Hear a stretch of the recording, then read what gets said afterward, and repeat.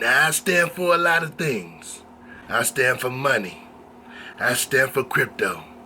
And I stand for guns. But one thing I ain't gonna stand for is someone with no integrity. I'm back with another video, man. Look, bro, today, we gotta watch something interesting, man. We gotta watch No Tegridy, the evolution of Randy Marsh. We gonna go from how he was a simple geologist to how he was going to China, straight fighting the Chinese government, and straight RIP to Winnie the Pooh. I can't say certain things on YouTube because they be tripping on your boy. Man, like, woo! We're gonna go ahead and get that right now. All I need y'all to do is hit that like button for your boy, man. Let your boy know that you appreciate me. We're gonna go ahead and get started today. Randy Marsh. Has a character in TV history ever undergone a transformation like Randy? Over the course of 23 seasons of South Park, Randy has gone from a simple father and geologist to an obsessive weed farmer who literally caused the ongoing pandemic. That's crazy how they would straight do that, bro. A truly wild evolution. But honestly, if you follow Randy's journey over these 23 seasons, the funny thing is that this development actually feels really natural and earned. He didn't just become an obsessive oaf one day, they slowly introduced certain quirks to Randy's personality, and those quirks evolved and developed over time. Randy went from being a moderately utilized secondary character to arguably the star of the entire show, and while there are some people who take exception to Randy's presence at the forefront of South Park these days, I think the journey itself is a fascinating one. Facts, bro. Like, this man literally, like I said, went from a simple geologist to like they said, the main star. Like, of course I feel like it's the gang and Cartman, but Randy is like, for him to not be a part of the gang, he is hilarious, dude. Is funny. He makes a lot of sense. I like that he's not a dumb character, but he does make dumb decisions though. That's facts. So let's comb over 23 seasons worth of the man with absolutely no integrity and explore the evolution of Randy Marsh. Oh, hey!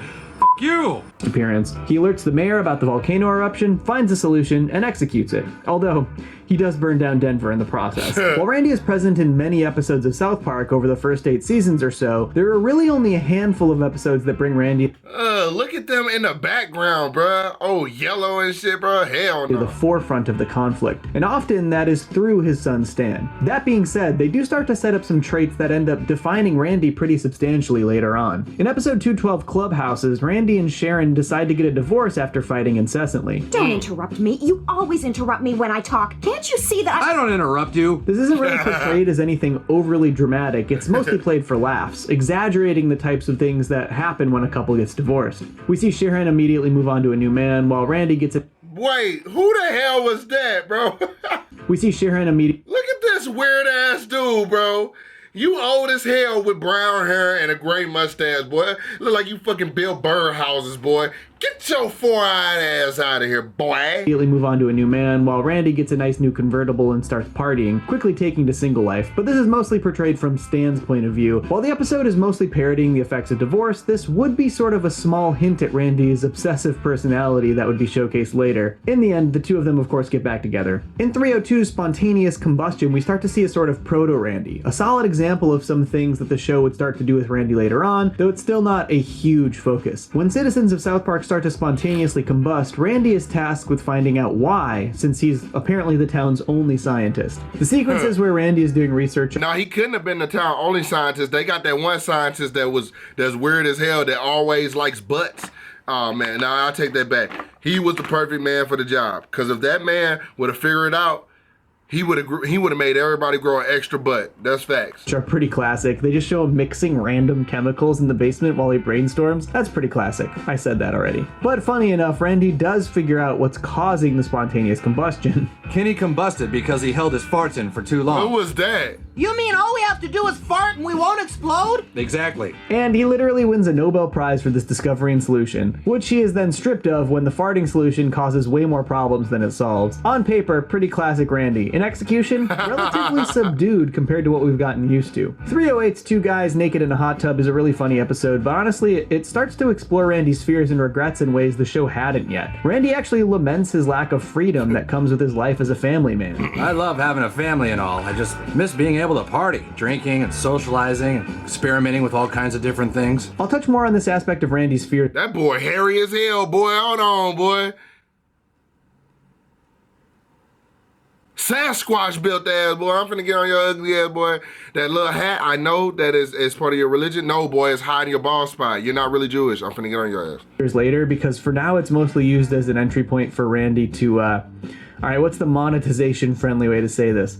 Pleasure himself in front of Gerald, and then get really insecure that somebody's going to find out. 408's Something You Can Do With Your Finger feels like a really good early example of some of Randy's weirder quirks and interests being revealed. Randy is absolutely furious that Stan is in a boy band, and his attitude towards the whole thing is really funny. It feels like they were starting to feel out a lot of the fun traits that they could roll with later in the show for Randy. We learned that when Randy was 18 years old, he too was in a boy band, Ghetto Avenue Boy. And you cannot get on Stan. You cannot get on Stan if you dress like this in a boy band, bro. Come on, bro.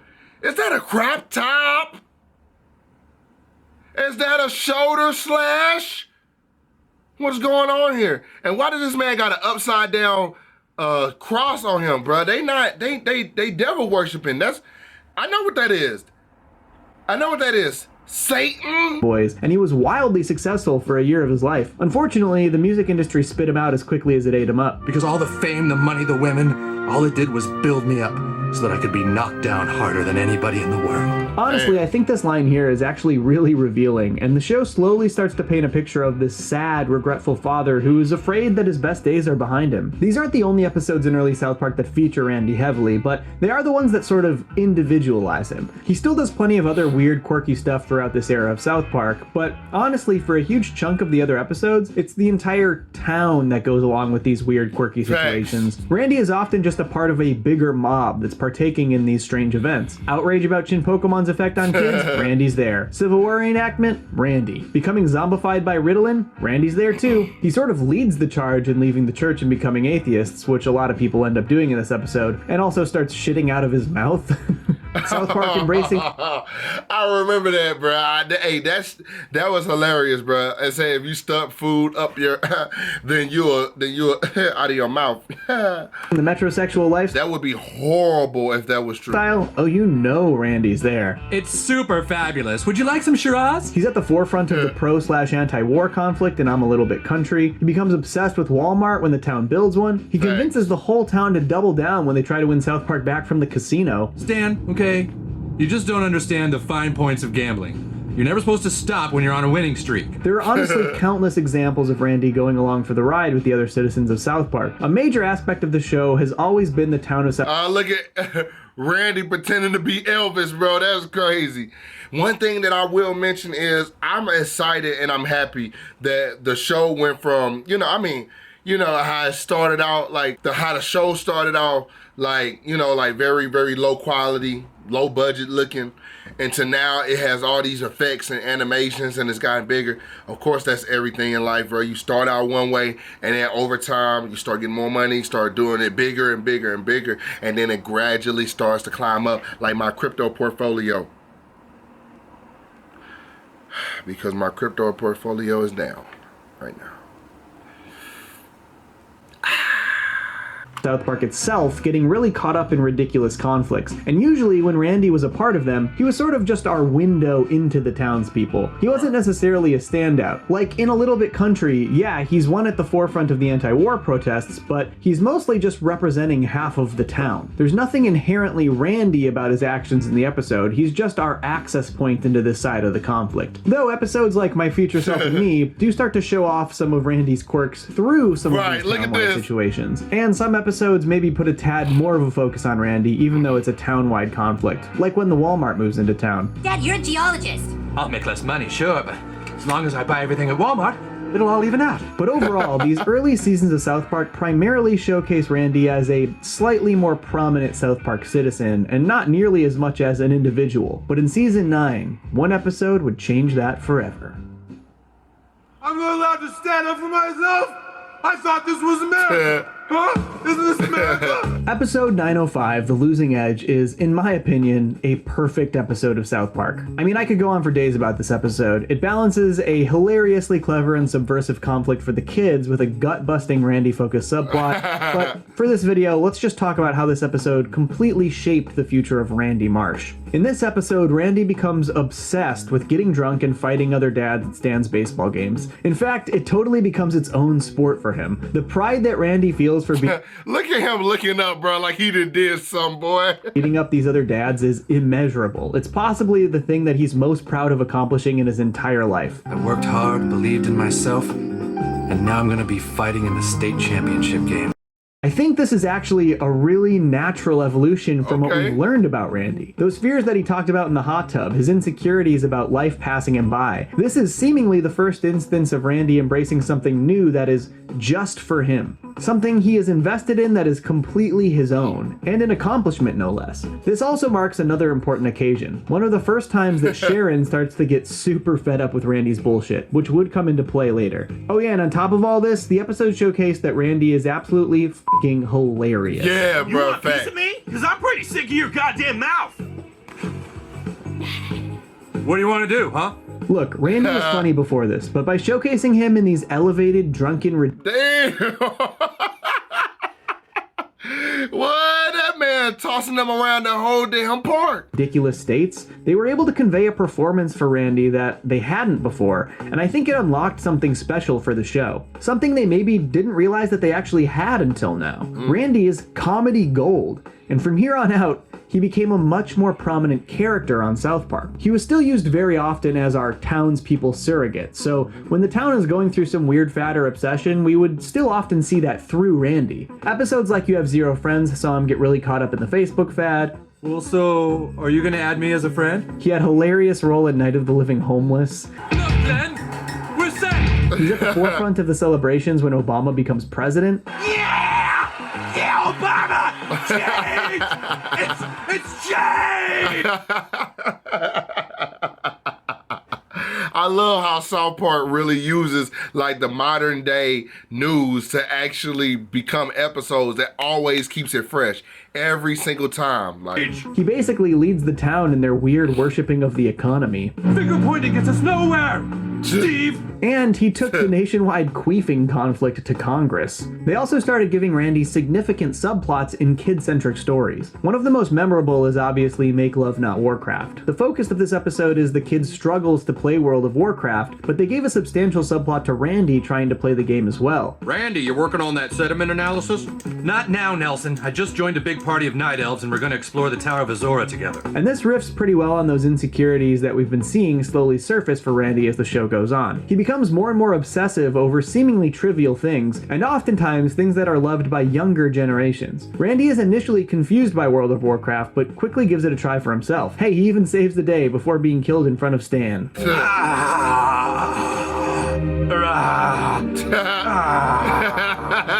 Or even episodes like Fantastic Easter Special, where we find out that Randy is a part of the Hair Club for Men, a secret society that keeps the secret of Easter. With all the frills upon it, I'll be the grandest lady in the Easter parade. Side note, this is one of my favorite episodes of the whole show. The idea is hilariously Randy, but it's also mostly just the inciting incident for Stan's big Easter adventure. They just start to utilize him in a more foundational supporting role, rather than just part of the town. But the biggest change after The Losing Edge was that we started to get episodes that were basically 100% Randy episodes. Right. We would usually get at least a couple a season. Even the end of season 9 throws Randy to the forefront of the show again in Bloody Mary, when Randy gets pulled over for drunk driving. What seems to be the officer problem? This episode actually deals with Randy's addictive personality, but it also does so in the most Randy way possible. When an AA meeting tells Randy that his alcoholism is a disease, Randy takes this, well, about as far as you'd expect Randy to take it. right. Disease is just eating me up! I hate my illness! After this, we see so many Randy-centric episodes that continue to elevate the Randyisms Oh, to a hell ridiculous no. degree. Season 11's Apollo. Hey, bro, look at this, bro. You know what's crazy, bro? I didn't even think about this, bro. I didn't even think about this till today. Like, besides y'all, like, besides the love and support from y'all, Randy Marsh literally is the reason why I started excelling in my YouTube career. I made that video, South Park Naggers, and this is the episode. From that point on, after I made that episode, a few days went by, a week went by, and then it just started taking off to the point where I gained 1,000 subscribers within a couple of weeks. That and then ever since then, we've just been like on the up and up. Headed for 50,000 subscribers, y'all. Hit that like button for your boy. Apologies, the Jesse Jackson shows Randy, well, we all know what Randy does in this episode. Just ludicrous stupidity, and his response to the controversy is equally ludicrous. Season 13's Pinewood Derby is another of my personal favorites, and this is basically just a Randy highlight factory. He's so desperate for Stan to win the Pinewood Derby that he steals a superconducting magnet from look at this next picture. If they show this next picture, the Large Hadron Collider. This right there, that right there. Breaks warp speed, leading to first contact with alien life. But because of Randy's complete incompetence, he basically leads the human race down the exact wrong path. In the end, it turns out that the aliens were testing the human race to see if they were worthy of being a part of their intergalactic federation, and Randy's leadership gave them their answer, a resounding no way. Since you did not return the space cache, your species and your planet is hereby forever blocked off and barred from the rest of the universe. I mean, to be fair, the entire planet goes along with Randy's awful plan, so it's not all on him, but he did lead the way. In fact, Randy is shown to lead a lot of weird fads. Season 14's medicinal fried chicken is a particularly egregious example. This was the first time he was into weed, though. That's what's up. Example of this. When a medical marijuana dispensary opens up in South Park, Randy literally gives himself cancer so that he can get high all the time. Can I show this? I don't know if I can even show this. I guess I'll do some blurring. But Randy also ends up convincing all of his friends in town to do the same thing. This is so funny, but it's another example of the lengths Randy would go to feed his addictive personality. Wow, bro. See, that's the thing. That's the thing with Randy Marsh. I love this dude's personality because at the end of the day, he don't give a damn about nothing. He wants something, Randy goes for it. Like, and I understand, you know, he is a middle-aged man and yada yada, and we can say so many things about him and his personality, but honestly, when Randy wants something, he goes on and gets it. He don't let nobody stop him. He don't let nobody tell him no.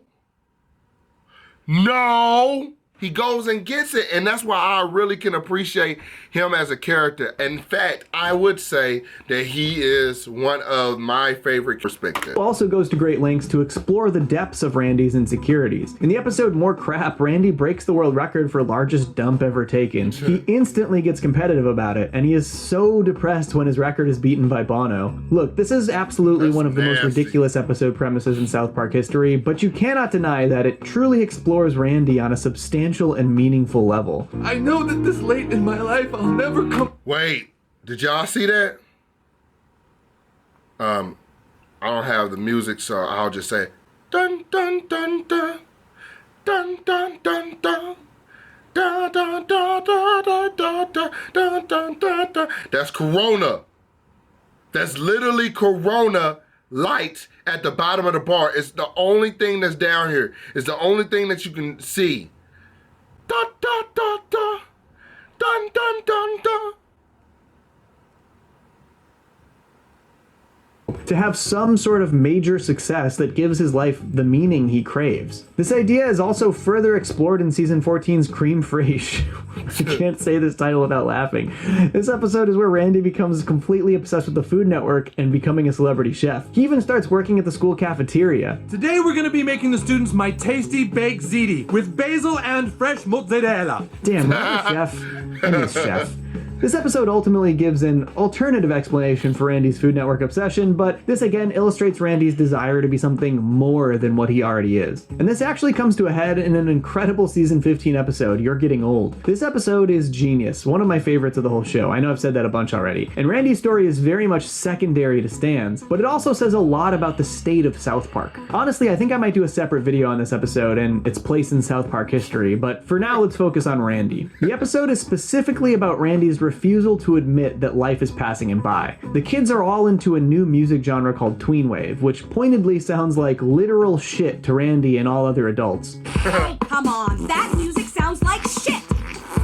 No, it's just Young and hip, so you don't get it, Sharon. But Randy will not admit that he isn't hip to the new trends. He falsely claims that he actually loves the music, even though it's abundantly clear that it sounds like shit to him. In fact, he even tries to start performing his own tween wave music, thinking that this might be his chance to actually make it big as a musician. And the results are, well... I got a fever, but it's under control.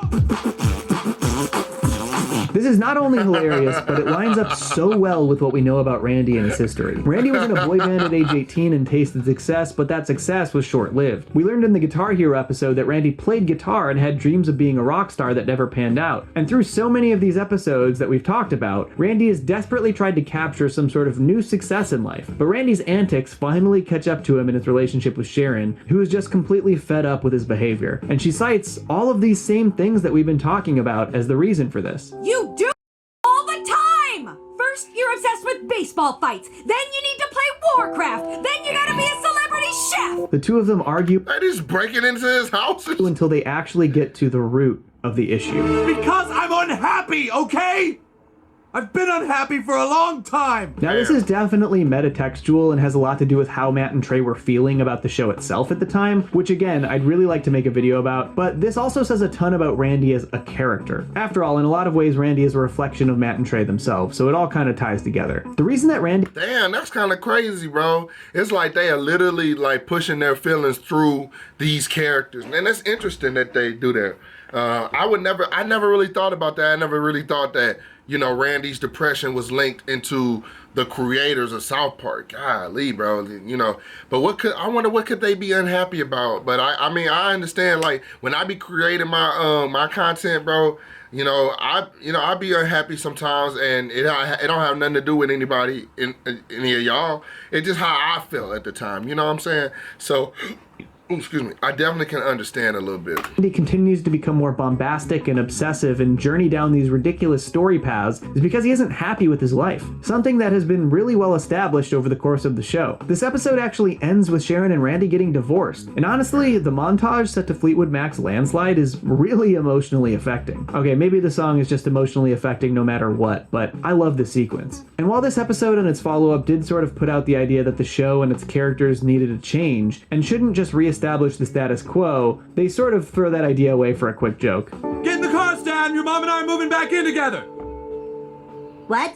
We worked it out, pal. Surprise! Which is a really funny moment, admittedly. But even though it seemed like they were going to return back to the status quo, over the following 8 seasons, the show really started to see some major changes. For a few seasons, Randy continues his ridiculous plans as expected. In Broadway Brodown, he becomes obsessed with Broadway musicals, even venturing to write one for himself, which is a little autobiographical for Matt and Trey. In season 16, Randy creates a football replacement sport called Sarcastaball and even becomes the head coach of the Denver Broncos. He buys a Blockbuster Video in the year 2012, thinking that it's his ticket to finally being successful. And some gifts for the kids, too. After all, we're rich now. This turns into a full-blown Shining parody and Randy nearly kills his family, but it's also just another example of how desperate Randy is to find a new success in his life. In season 17, Randy becomes a mall security guard for Black Friday, initially just planning on using his position to get a better spot in line for Black Friday deals, but eventually becoming fully invested in the massive war that is holiday shopping. But in season 18, the show starts to try something new.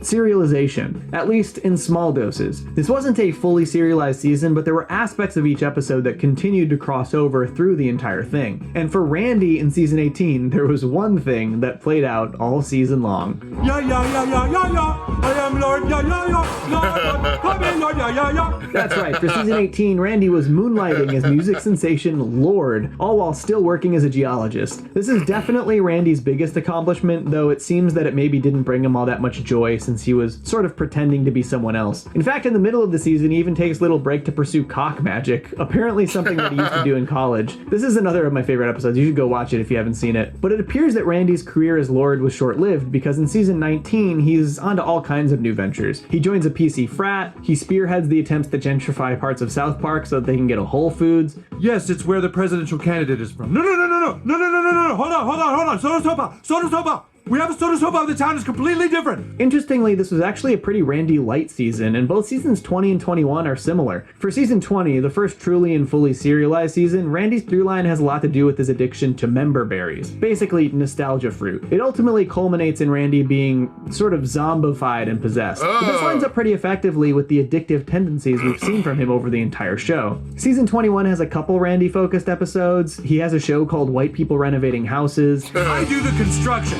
and practice MMA in my spare time. He becomes really fixated on canceling Columbus Day, even though he previously was super obsessed with Christopher Columbus. You have to understand, it was 2013. Everyone was stoked on Columbus back then. Pretty standard Randy action, hyperfixations coupled with ridiculous stupidity. It kind of seems like the show is just running through the White people renovating houses. motions with Randy after a stint as Lord, giving him a few episodes a year and having fun with him. But everything would change in season 22. Man, there we go, bro. There we go.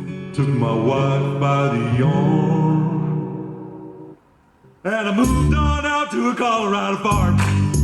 In season 22, Randy gets fed up with his life and the people of South Park, and he moves his family to the Valley to become weed farmers. Some people take issue with this development, but it actually makes plenty of sense given what we know about Randy. We know he's been unhappy with his life and is constantly trying to fill that void with new careers and experiences. I mean, he's been a geologist, boy band member, Walmart employee, cafeteria chef, Broadway musical writer, coach of the Denver Broncos, mall security guard, owner of Blockbuster Video, music sensation Lord, cop. That's crazy, though. He had a lot of jobs. He make me feel like myself, bro. I had so many damn jobs. I was a lot of things, and now I feel like I found my calling. You know what I'm saying? Like, I feel like I'm close to it, and just, I'm doing it. You know, I'm look glass, bro. But I'm just saying, like, I feel that Rock shit. magician, host of White People Renovating Houses, and now, finally, a weed farmer. But this is also something that speaks to his addictive personality. I mean, he's been addicted to gambling, alcohol, heroin hero, weed, internet porn, member berries, crack, and weed again. Season 22 has a lot of fun with Tegridy Farms for this one episode, and then it sort of acts as a minor subplot slash throughline for the remainder of the season. Events take place there, like Man Bear Pig mauling Ned, but there isn't much of a focus on it story-wise until the season finale, Bike Parade. But this season finale, I think, is really important for Randy's development moving forward. Because of the Amazon strike, Randy starts getting a huge amount of traffic through Tegridy Farms, like probably the most success he's ever seen in his life, save for Lord, but we won't count that. And pretty quickly, this goes to Randy's head. He does end up helping the town take down Jeff Bezos by getting everyone stoned enough not to care about the Amazon strike, but chasing down the success leads directly into season 23, which is a different show entirely. And I mean that literally. The South Park theme song is nowhere to be found. Going down to Tegridy Farm, have myself a time. Completely replaced by the new Tegridy Farms title sequence. Randy Marsh was now, fully and officially, the star of South Park. The first 6 episodes of the season are literally episodes of Tegridy Farms, and Randy is the main character throughout. But the through line for these episodes is how through selling weed with quote-unquote Tegridy, Randy starts to chase success, and in the process, completely loses all Tegridy. In the first episode of Tegridy Farms, Randy literally bombs the home grow ops of South Park residents because they're taking away his business. In the second episode, he makes a deal with communist China, who uses his weed to plant on protesters. This episode would actually get South Park banned in China. He starts selling plant-based burgers using his leftover product, claiming it's for the environment, but then proceeds to murder an entire herd of cattle because he doesn't know what to do with them. Tegridy Farms is about a man who has achieved success beyond his wildest dreams and completely loses sight of what is right and wrong in the process. The show focuses on Randy for the first 6 episodes of the season before airing the Tegridy Farms quote-unquote season finale. But then in South Park's actual season finale, the 10th episode of the season, they run back to Randy to ask for help to get the town in the Christmas spirit, and his solution: to sell everyone weed that is caked in cocaine. That's Tegridy. He even does a line with Santa and Jesus. Okay, I get it. It's really clean. And this just continues into the pandemic special. We see Randy showcase probably the least Tegridy yet, revealing that when in China, Randy actually created the coronavirus. I'm not going to show you how though. I'm pretty sure I'll get demonetized. The entire special, he tries to fix the problem, but not because he feels remorse. It's simply because he doesn't want to get caught. No damn Tegridy. The funniest thing about Randy and Tegridy Farms is how he's sort of being used to convey meta commentary to the audience from Matt and Trey. The general response to Tegridy Farms for the fan base has been, please go back to South Park. So basically, Matt and Trey say this in the show through Randy. You know, is it me, or are people starting to not be that stoked on Tegridy Farms? But they also sort of mock the fans about it in really funny ways. Did everyone enjoy the Halloween special? No, Randy. Only you did. Oh, well, that was pretty much my target audience anyway. Even after the vaccination special, which in so many ways resets the show back to the status quo, they still make it clear that Randy isn't done with Tegridy Farms. And honestly, I'm pro Tegridy Farms. I know it's not everyone's favorite, but I'd rather the creators of the show have fun and find creative inspiration than try to force the show to be what it used to be. Why do not people not like it? I think that shit was interesting. I like Tegridy Farms. I don't know what they talking about. I don't want a soulless imitation of South Park's classic seasons. I want inspired stories that they're excited to tell. So for now, Randy Marsh is the owner and operator of Tegridy Farms, and he had a wild journey getting there. He started as a pretty simple father and geologist. We were slowly introduced to some funny quirks and obsessions, which then evolved into wild hyperfixations and career changes in the midst of a midlife crisis, and finally settled into a weed farmer with absolutely no Tegridy. If we look at Randy in the first season and the most recent season, you probably wouldn't be able to tell it's the same character. But when you watch the series beginning to end, it couldn't have happened any other way. That's what I'm talking about, man. Shout out to my boy Randy. Shout out to my boy Randy, bro. I really appreciate it. That was a good breakdown, bro. I know that this video has gone on long enough, so I'm gonna go ahead and end it. But shout out to my boy Randy, and shout out to Matt and Trey, everybody that's on the South Park team that made this come together so beautifully, bro. Shout out to y'all for actually sticking with me through these times, man. I appreciate y'all, man. I love y'all, man. I can't do nothing but respect and love you, dog. Hey, look, man, we're gonna go ahead and go to the next video. I love y'all. Peace.